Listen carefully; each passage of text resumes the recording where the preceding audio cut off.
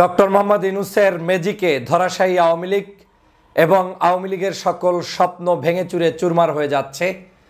Doctor Mohammad ইউনূসের নেতৃত্বে বাংলাদেশে এই মুহূর্তে প্রায় ৫০টার অধিক রাষ্ট্র এবং সেই ৫০টির অধিক রাষ্ট্রের ৫৫০ জন ডেলিগেটের উপস্থিতিতে অনুষ্ঠিত হতে যাচ্ছে আন্তর্জাতিক বিনিয়োগ সম্মেলন ২০২৫। এই বিনিয়োগ সম্মেলনে ইতিমধ্যেই ডক্টর মোহাম্মদ ইউনূস আজকের বক্তব্য দিয়েছেন এবং এই বিনিয়োগ সম্মেলনটি ৪ দিনব্যাপী ঢাকাতে অনুষ্ঠিত হচ্ছে। হোটেল ইন্টারকন্টিনেন্টালে ইতিমধ্যেই এই সম্মেলন চলমান রয়েছে। আপনারা জানেন, দেশে এই প্রথম এত বড় আয়োজনে, এত বড় সুন্দর পরিবেশে, এত বড় আস্থা নিয়ে, ভালোবাসা নিয়ে এবং বিশ্বস্ততা নিয়ে আমাদের এই আন্তর্জাতিক বিনিয়োগ সম্মেলন অনুষ্ঠিত হচ্ছে।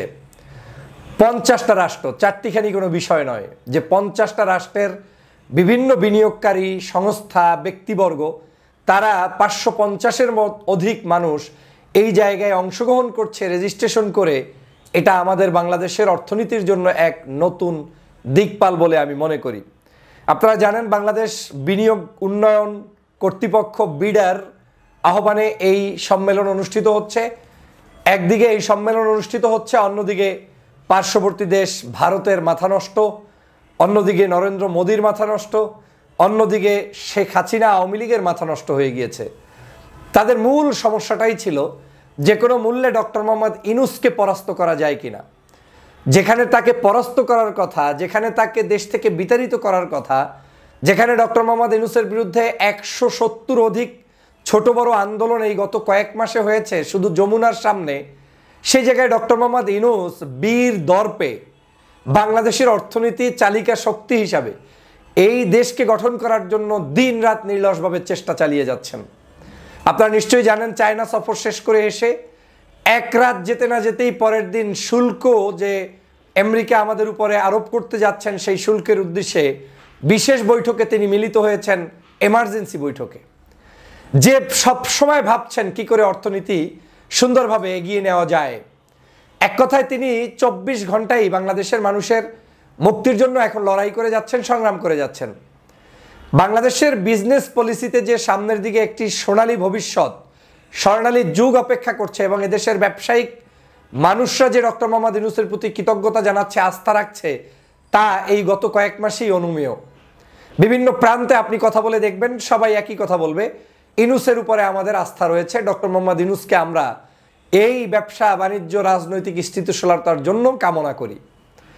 আপনারা জানেন যে ঘটনাটি এখন ঘটতে যাচ্ছে, ৫০টা রাষ্ট্র এবং ৫৫০টা প্রতিনিধি এখানে উপস্থিত হয়ে যে বৈঠক করছেন, এই বৈঠকে তাদেরকে আস্থা দেওয়া হচ্ছে যে বাংলাদেশে কেন তিনি বিজনেস করবেন, ওই দেশের মানুষরা আমার দেশে কেন ইনভেস্ট করবে, আমাদের সুযোগ সুবিধা তাদেরকে কি দেওয়া হবে। আপনারা জানেন যে প্রত্যেক ব্যবসায়ী তারা চায় যে যে কোনো জায়গায় যদি তার ব্যবসা সফল হতে হয়, সবার আগে ওই দেশের নেতৃত্বের প্রতি তার আস্থা থাকতে হয়, যে আমি যেখানে ইনভেস্ট করব সেখানে আমি নিরাপদ কিনা, আমার টাকাটা রিটার্ন আসবে কিনা, আমি সেখানে সাপোর্ট পাবো কিনা, নিরাপত্তাহীনতায় ভুগতে হবে কিনা। তো আওয়ামী লীগ যে চুরি চারামি করে গিয়েছে, সেই সময় তো বাংলাদেশের যত বিনিয়োগ আসতো সবই পার্সেন্টেজ, মানে টাকা পয়সা লোপাট করা ছাড়া আর কিছুই ছিল না।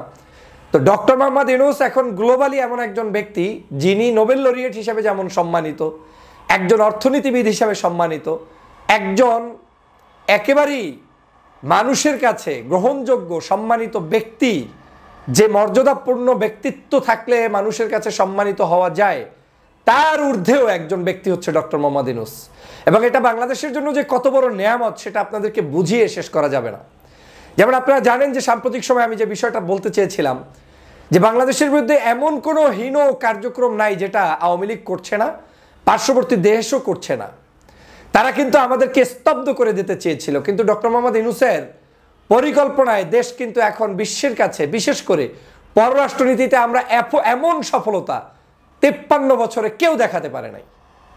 প্রত্যেকটি রাষ্ট্রের সাথে আমাদের এখন ভারসাম্য রক্ষা করে সম্পর্ক হচ্ছে, মানে আমরা কারো সাথেই কোনো সম্পর্ক করছি না আবেগে, কারো সাথে কোনো সম্পর্ক নষ্টও করছি না আবেগে। আমরা আমাদের আত্মমর্যাদা, আমাদের চাওয়া পাওয়ার উপর ভিত্তি করেই সম্পর্ক চলমান রয়েছে। ডক্টর মোহাম্মদ ইউনূস এসে পাকিস্তানের সাথে যেমন সম্পর্ক করছেন, চায়নার সাথে যেমন সম্পর্ক করছেন, ইউরোপ, আমেরিকা, মিডল ইস্টের সাথে সম্পর্ক করছেন। পার্শ্ববর্তী দেশ দাদাবাবুরাও বাধ্য হয়ে ডক্টর মোহাম্মদ ইউনূসের কাছে কুর্নিশ করে এসে এখন বসতে বাধ্য হচ্ছেন। এত বড় একটি রমজান গিয়েছে, আপনি অনুভব করেন নাই বিদ্যুতের কোনো ঘাটতি নাই, খাদ্যে কোনো ঘাটতি নাই, 16 বছরে যে জুলুম নির্যাতনে ছিলাম তার কোনো অবস্থান নাই। কিঞ্চিত যে সকল প্রবলেম এখনো বাংলাদেশে আছে সেটা সময়ের অপেক্ষা, এটা সমাধানযোগ্য। এবং কিছু জিনিস আছে যেটা কোনোদিনই সমাধানযোগ্য না, কারণ আমাদের মানুষদেরকে তৈরি করার এক পর্যন্ত সেটা সমাধান করা যাবে না। আমাদের পিপলদেরকে এডুকেটেড করতে হবে, মানুষদেরকে ভালো মন্দ শিখাতে হবে এবং সেটা বাস্তব জীবনে পালন করার মানসিকতা তাদের মাধ্যমে তৈরি করতে হবে। তা আমি যেটা বলতেছিলাম যে এখন কিন্তু সবাই ঠিক পেয়ে গিয়েছে যে আর কাজ হবে না, ডক্টর মোহাম্মদ ইউনূসকে দমিয়ে রাখা যাবে না। এবং এই সামিটটা কত বড় উপকার করবে সেটা আমি গতকালকের বিটিভির একটি টক শোতে বলেছিলাম যে এই সামিট থেকে শুধুমাত্র মানে একটা মিটিং করলাম আর চলে গেলাম সেটা নয়। আজ বাংলাদেশে আমার দেশের কতজনের হাতে কত পরিমাণই বা টাকা আছে। একটা দেশ কখনো বিদেশি ইনভেস্ট ছাড়া উন্নতি হতে পারে না। এই বাংলাদেশে যত বেশি বিদেশি বাণিজ্য আনা যাবে, টাকা আনা যাবে, ওদের ইনভেস্ট আনা যাবে, তত বেশি মিল কারখানা তৈরি হবে, ব্যবসা বাণিজ্য প্রতিষ্ঠান তৈরি হবে, আমার দেশের নাগরিকরা সেখানে চাকরি করবে, এক্সপার্টিস তৈরি হবে এবং এরা আবার এখান থেকে শিখে নতুন নতুন আপনার ব্যবসা বাণিজ্য, গার্মেন্টস, ফ্যাক্টরি, বিভিন্ন আঙ্গিকে তারা কাজ করবে। আমার দেশে গাড়ি উৎপাদন হবে, আমার দেশে বাড়ি উৎপাদন হবে, আমার দেশে অল্প টাকায় সব পণ্য উৎপাদন হবে, আমার দেশের বিভিন্ন ফ্যাক্টরিতে মানুষ কাজ করবে। এটা এক অপূর্ণ সুযোগ। এই অপূর্ব সুযোগ এটাকে আমাদের ধরে রাখতে এই সামিট অত্যন্ত গুরুত্বপূর্ণ। সামিটে যেটা হয়, ডক্টর মোহাম্মদ ইউনূসকে হয়তো গ্লোবালি পত্রপত্রিকা অনেকে দেখেছে, কিন্তু সরাসরি তিনি যখন আস্থা দিয়ে বলছেন যে আপনারা আসেন, আপনাদের জ্বালানি সাপোর্ট দিব, ইলেকট্রিক্যাল সাপোর্ট দিব, নিরাপত্তার সাপোর্ট দিব, ব্যবসায়িক সকল সুযোগ সুবিধা দেব, আমাদের লাভ অনেক। ওই দেশ থেকে যখন টাকা ঢুকবে, এই টাকাটা আমার দেশে ডলার হিসেবে যখন ঢুকবে, আমার অর্থনীতির চাকা ঘুরে যাবে। দেখেন, সামান্য আমরা এই যে রেমিট্যান্স যোদ্ধাদেরকে অনেক সময় ছোট মনে করি, অথচ বাংলাদেশের অর্থনীতির মূল চালিকা শক্তি এই রেমিট্যান্স যোদ্ধারা, সিংহভাগ। এই টাকাগুলো শুধু কিচ্ছু না, আপনার টাকা আপনি একটু ব্যাংকিং খাতে বাংলাদেশে পাঠালেই সরকার খুশি হয়ে যায়। এই যে সামান্য উপকারটি আপনি করছেন, সেই উপকারে আজকের বাংলাদেশের অর্থনীতি চলছে, চালিকা হচ্ছে।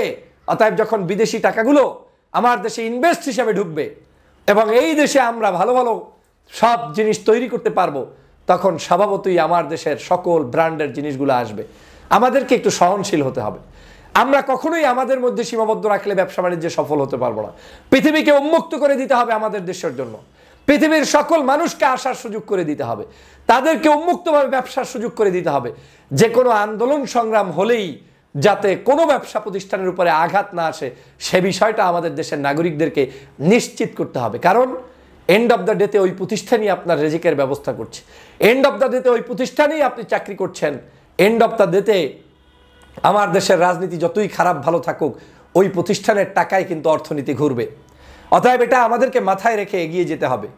তো সর্বশেষ যে কথাটা বলতে চাই সেটা হচ্ছে, ইউনূস সাহেবের যে বিশাল একটি ব্যক্তিত্ব, এই ব্যক্তিত্বের উপরে ভরসা করে এখন আমাদের অর্থনৈতিক চালিকা শক্তি সারা পৃথিবীতে ছড়িয়ে যাবে এবং এগুলো দেখে পার্শ্ববর্তী দেশ মাথা নষ্ট হয়ে যাবে। আওয়ামী লীগের স্বপ্ন ভণ্ডুল হয়ে যাবে এবং হয়ে গিয়েছে। আওয়ামী লীগ স্বপ্ন দেখেছিল যে আওয়ামী লীগ যে কোনো মূল্যে কামব্যাক করবে, আওয়ামী লীগ স্বপ্ন দেখেছিল ইউনূসকে পরাস্ত করবে, আওয়ামী লীগ স্বপ্ন দেখেছিল ডোনাল্ড ট্রাম্প আসলে মনে হয় আমরা সবাই খাতাবালিশ গোল করে পালিয়ে যাব। কিন্তু আওয়ামী লীগের সকল স্বপ্ন শেষ করে দিয়েছেন ডক্টর মোহাম্মদ ইউনূস।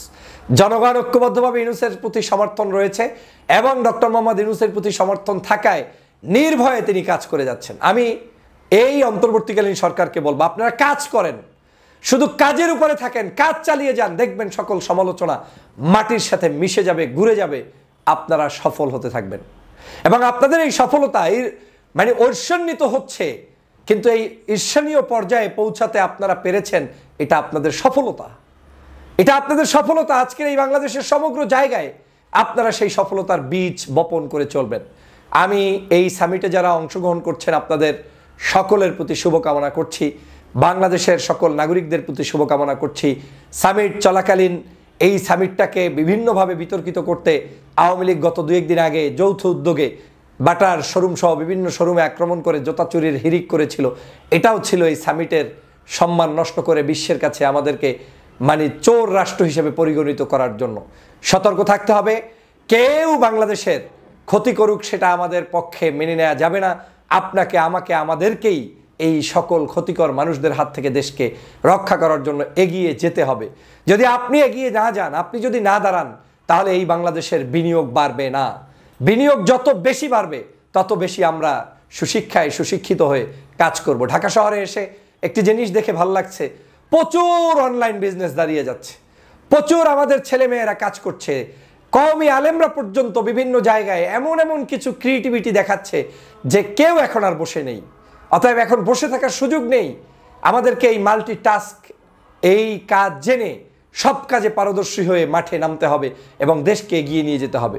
অতএব যে কোনো ব্যক্তি যদি আমাদের দেশের বিরুদ্ধে ষড়যন্ত্র করে, ষড়যন্ত্র অব্যাহত রাখে, তাদের ব্যাপারে আপনারা যেমন চৌখাস জ্ঞানের ভিত্তিতে সতর্ক থাকবেন, তাদের ষড়যন্ত্রগুলোকে সরকারের কাছে বলে দিয়ে ষড়যন্ত্রের মুখোশ উন্মোচন করে দিবেন এবং নিজেরাও কারো কোনো তালে পড়বেন না। দেশটাকে গঠন করার এখন একটা মোক্ষম সময়। আমাদের আন্দোলন এখন আর নেই। আন্দোলন শুধুমাত্র শেখ হাসিনা ফেসিবাদের বিরুদ্ধে গিয়েছে। এখন আন্দোলন দেশ গড়ার, এখন আন্দোলন মানুষ গড়ার, এখন আন্দোলন বাংলাদেশের মাটি ও মানুষের শান্তি নিশ্চিত করার। অতএব আপনারা যারা যারা সেই শান্তি নিশ্চিত করতে চান, তারাই এই ধরনের ভালো উদ্যোগগুলোকে স্বাগত জানাবেন, সেটা আমার প্রত্যাশা। সবাই ভালো থাকবেন, সুস্থ থাকবেন। আল্লাহ হাফেজ।